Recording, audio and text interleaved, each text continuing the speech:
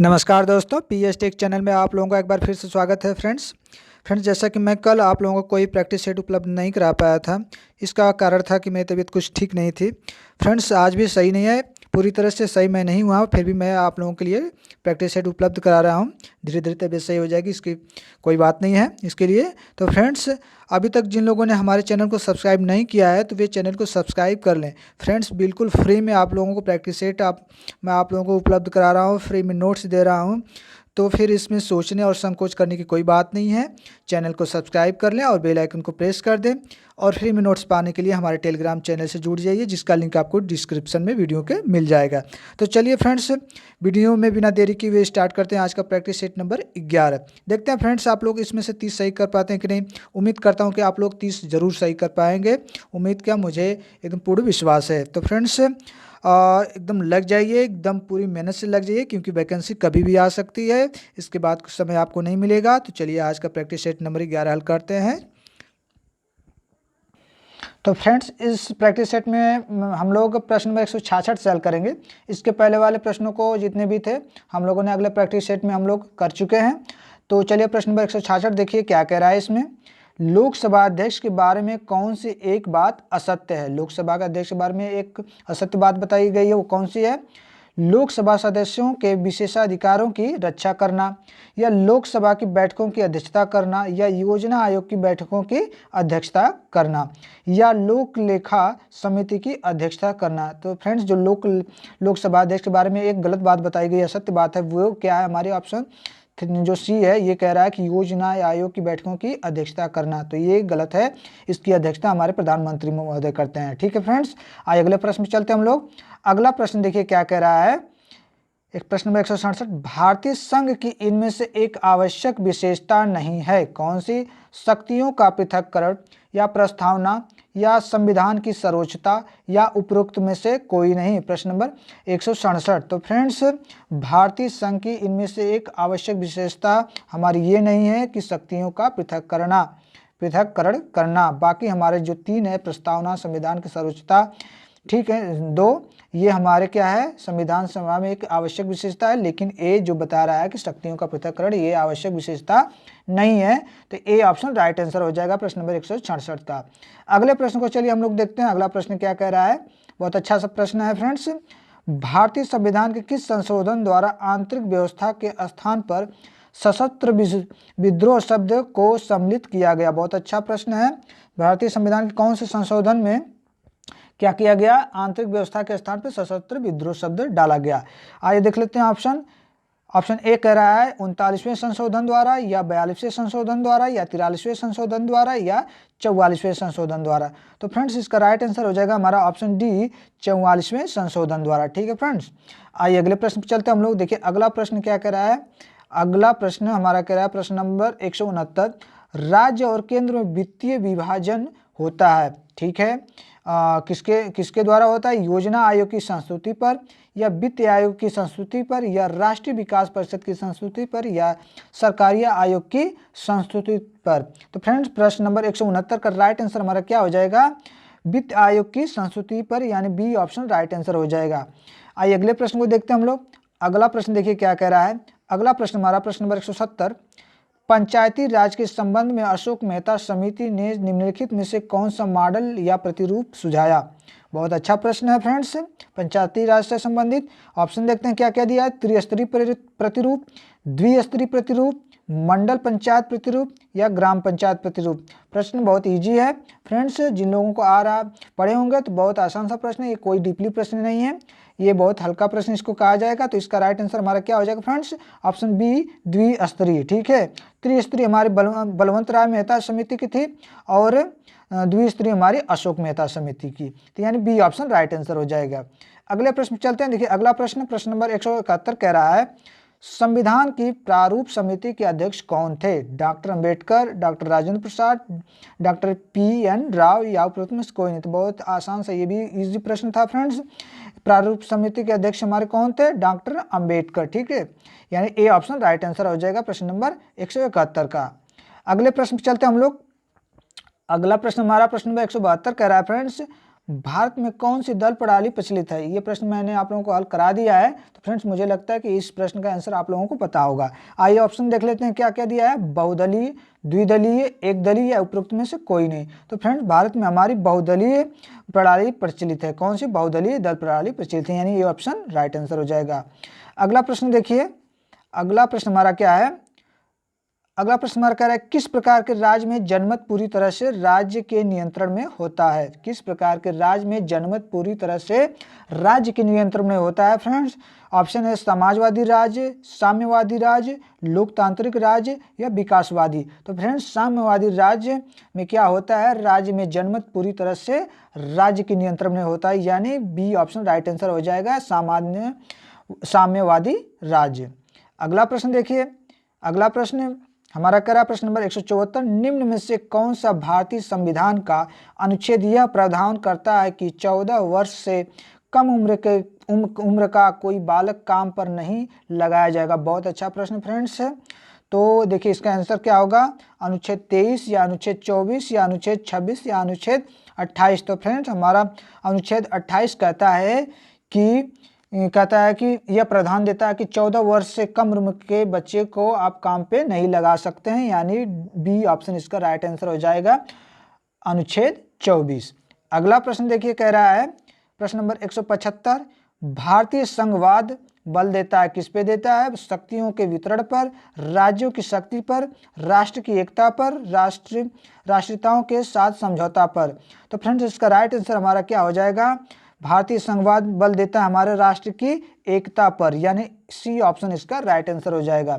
अगला प्रश्न देखिए, अगला प्रश्न हमारा कह रहा है अध्यक्षात्मक शासन प्रणाली किस सिद्धांत के आधार पर परिचालित होती है? वह है शक्तियों का विलयीकरण या शक्तियों का विभाजन या सामूहिक उत्तरदायित्व या शक्तियों का पृथक्करण। तो फ्रेंड्स प्रश्न नंबर 176 का राइट आंसर हो जाएगा शक्तियों का पृथक्करण। ठीक है, कौन सा ऑप्शन हमारा सही होगा? ऑप्शन डी, शक्तियों का पृथक्करण। अगले प्रश्न को देखते हैं हम लोग। अगला प्रश्न देखिए क्या कह रहा है, प्रश्न नंबर 177। प्रश्न नंबर 177 कह रहा है फ्लोर क्रॉसिंग से तात्पर्य। फ्लोर क्रॉसिंग क्या होती है? संसद या विधानमंडल के एक दल का दूसरे दल में सम्मिलित होना, या मतभेद की अवस्था में विपक्षी दलों का बाहर चले जाना, या संसद या विधानमंडल के सदस्यों का अपने दल के विपरीत मत देना, या उपरोक्त में से कोई नहीं। तो फ्रेंड्स फ्लोर क्रॉसिंग का मतलब होता है संसद या विधानमंडल के एक दल का दूसरे दल में सम्मिलित होना। ये ऑप्शन राइट आंसर हो जाएगा प्रश्न नंबर 177 का। अगले प्रश्न पर चलते हम लोग। देखिए अगला प्रश्न क्या कह रहा है, बहुत अच्छा प्रश्न है, बहुत अच्छा और बहुत आसान सा प्रश्न। भाषाई आधार पर राज्यों का पुनर्गठन कब हुआ? देखते हैं ऑप्शन क्या हमारे पास। ए ऑप्शन वर्ष 1956, वर्ष 1957, वर्ष 1958 या वर्ष 1950। तो फ्रेंड्स भाषाई आधार पर राज्यों को जब पुनर्गठन हुआ था तो वह वर्ष हमारा 1956 था, यानी ए ऑप्शन राइट आंसर हो जाएगा प्रश्न नंबर 178 का। अगले प्रश्न पे चलते हैं हम लोग। अगला प्रश्न कह रहा है कैबिनेट मिशन का उद्देश्य था, क्या उद्देश्य था? संविधान बनाने के लिए संविधान की स्थापना में मदद करना, या भारत का विभाजन, या सत्ता हस्तांतरण के दौरान गवर्नर जनरल की सहायता करना, या भारतीयों को सत्ता सौंपना। तो फ्रेंड्स कुछ लोग सोच रहे हैं कि प्रश्न नंबर 179 का ए सही होगा, तो ये सही नहीं होगा फ्रेंड्स। इसका राइट आंसर हो जाएगा हमारा ऑप्शन डी, भारतीयों को सत्ता सौंपना। कैबिनेट मिशन का उद्देश्य था कि भारतीयों को उनकी सत्ता उनके हाथ में सौंपना। आइए अगले प्रश्न पर चलते हम लोग। अगला प्रश्न देखिए क्या कह रहा है, प्रश्न नंबर 180 कह रहा है निम्नलिखित में से कौन से दल का प्रतिनिधित्व भारत की संविधान निर्मात्री सभा में नहीं था? ए ऑप्शन है लिबर्टी पार्टी, या हिंदू महासभा, या शेड्यूल्ड कास्ट फेडरेशन, या कम्युनिस्ट पार्टी। तो प्रश्न नंबर 180 का राइट आंसर क्या हो जाएगा? हमारा ऑप्शन डी, कम्युनिस्ट पार्टी। ठीक है, 180 का right answer option D, communist party. अगले प्रश्न पे चलते हम लोग। अगला प्रश्न हमारा देखिए क्या कह रहा है, संविधान की प्रस्तावना में निम्न से कौन सा उद्देश्य घोषित नहीं है? बहुत अच्छा प्रश्न, संविधान की प्रस्तावना से लिया गया है। स्तर और अवसर की समानता, सामाजिक आर्थिक और राजनीतिक न्याय, या विचार अभिव्यक्ति विश्वास धर्म और पूजा की स्वतंत्रता, या इनमें से तीनों सूचियां संघ सूची, राज्य सूची और समवर्ती सूची शामिल है। तो फ्रेंड्स आपको बताना है कि संविधान की प्रस्तावना में निम्न में से कौन सा इन चारों में से एक उद्देश्य घोषित नहीं है। प्रश्न नंबर 181। तो फ्रेंड्स प्रश्न नंबर 181 का राइट आंसर हो जाएगा ऑप्शन डी। ठीक है, संविधान की प्रस्तावना में यह हमारा घोषित नहीं किया है कि तीनों सूचियां जो संघ सूची, राज्य सूची और समवर्ती सूची शामिल है, ये संविधान की प्रस्तावना के उद्देश्य में घोषित नहीं है, यानी ऑप्शन डी राइट आंसर हो जाएगा। अगले प्रश्न चलते हम लोग। अगला प्रश्न 182 नंबर का कह रहा है, हमारा संविधान आर्थिक और राजनीतिक न्याय की स्थापना करना चाहता है, यह कहाँ उल्लिखित है। ठीक है, हमारा संविधान क्या करता है, आर्थिक और राजनीतिक न्याय की स्थापना करना चाहता है, यह कहाँ पर उल्लिखित है। प्रस्तावना में, नीति निर्देशक सिद्धांत में, मूल अधिकार में या मूल कर्तव्य में। तो फ्रेंड्स प्रश्न नंबर 182 का राइट आंसर हो जाएगा नीति निर्देशक सिद्धांत में। हमारा संविधान क्या करना चाहता है, आर्थिक और राजनीतिक न्याय की स्थापना करना चाहता है, यह कहाँ उल्लिखित है, नीति निर्देशक सिद्धांत में, यानी बी ऑप्शन राइट आंसर हो जाएगा। अगला प्रश्न देखिए, प्रश्न नंबर 183 कह रहा है, भारतीय संविधान वकीलों का स्वर्ग है, यह कथन किसका है। Jawaharlal Nehru, BN Rao, sir Ivor Jennings या डॉक्टर राम मनोहर लोहिया। प्रश्न नंबर 183। तो फ्रेंड्स हमारा जो भारतीय संविधान है यह वकीलों का स्वर्ग है, यह सर आइवर जेनिंग्स ने कहा है। कौन कहा है, सर आइवर जेनिंग्स ने, यानी सी ऑप्शन राइट आंसर हो जाएगा। अगला प्रश्न देखिए, प्रश्न नंबर 184। प्रश्न नंबर 184 कह रहा है, भारतीय संविधान निर्माताओं ने न्यायिक पुनर्विलोकन का सिद्धांत स्वीकार किया है। कैसे स्वीकार किया है, संसदीय शासन को अपनाने के कारण या उसका गणतंत्रात्मक चरित्र होने के कारण या सरकार की संघात्मक व्यवस्था स्वीकार करने के कारण या एक लिखित संविधान होने के कारण। तो प्रश्न नंबर 184 का राइट आंसर क्या हो जाएगा फ्रेंड्स, जो भारतीय संविधान निर्माताओं ने न्यायिक पुनर्विलोकन का सिद्धांत स्वीकार किया, किसके आधार पर, सरकार की संघात्मक व्यवस्था स्वीकार करने के कारण। ठीक है, यानी सी ऑप्शन राइट आंसर हो जाएगा प्रश्न नंबर 184 का। अगले प्रश्न पर चलते हैं, प्रश्न नंबर 185 देखिए क्या कह रहा है, नौकरशाही की कार्मिक क्षमताओं से संबंधित है। जो नौकरशाही है वह उनके कार्मिक क्षमताओं से क्या संबंधित है, केवल प्रशासनिक कार्य, विधायी तथा वित्तीय कार्य या केवल न्यायिक कार्य या उपरोक्त सभी प्रकार के कार्य। तो प्रश्न नंबर 185 का राइट आंसर फ्रेंड्स हमारा हो जाएगा विधायी तथा वित्तीय कार्य, नौकरशाही कार्य की क्षमताओं से संबंधित है विधायी तथा वित्तीय कार्य। ठीक है फ्रेंड्स, अगले प्रश्न में चलते हम लोग। अगला प्रश्न हमारा कह रहा है, ब्रिटेन में मताधिकार की उम्र क्या है। ब्रिटेन में फ्रेंड्स मताधिकार की उम्र क्या है, यानी वोट देने की क्या उम्र होती है, 21 वर्ष, 18 वर्ष या 26 वर्ष या 28 वर्ष। तो फ्रेंड्स ब्रिटेन और हमारे देश में यानी भारत में 18 वर्ष की उम्र के हो जाएंगे तो आप वोट दे सकते हैं, यानी बी ऑप्शन राइट आंसर हो जाएगा। अगले प्रश्न पे चलते हैं हम लोग। अगला प्रश्न कह रहा है, बहुत अच्छा प्रश्न है फ्रेंड्स, भारतीय संविधान के अंतर्गत कल्याणकारी राज्य की अवधारणा निम्न से किस अनुच्छेद में वर्णित है। अनुच्छेद 51, अनुच्छेद 49, अनुच्छेद 39 या अनुच्छेद 31। तो प्रश्न नंबर 188 का राइट आंसर हो जाएगा अनुच्छेद 39। ठीक है फ्रेंड्स, कौन सा, अनुच्छेद 39। अगले प्रश्न पे चलते हैं हम लोग। अगला प्रश्न देखिए क्या कह रहा है, अगला प्रश्न हमारा कह रहा है, अब अविश्वास प्रस्ताव का अर्थ है। अविश्वास प्रस्ताव कहाँ पे लाया जाता है फ्रेंड्स, ठीक है, ये लोकसभा और राज्यसभा में कहाँ पे लाया जा सकता है, आप दोनों में या किसी एक में, आप लोग कमेंट करके इसका आंसर दीजिएगा। तो आप बताएं कि अविश्वास प्रस्ताव का अर्थ क्या होता है, प्रधानमंत्री में अविश्वास या मंत्रिपरिषद में अविश्वास या संसद में अविश्वास या देश के प्रति अविश्वास। तो फ्रेंड्स अविश्वास प्रस्ताव का अर्थ होता है मंत्रिपरिषद में अविश्वास, यानी बी ऑप्शन राइट आंसर हो जाएगा 189 प्रश्न का। अगला प्रश्न देखिए क्या कह रहा है, अगला प्रश्न हमारा कह रहा है प्रश्न नंबर 190, जो लेखक राज्य को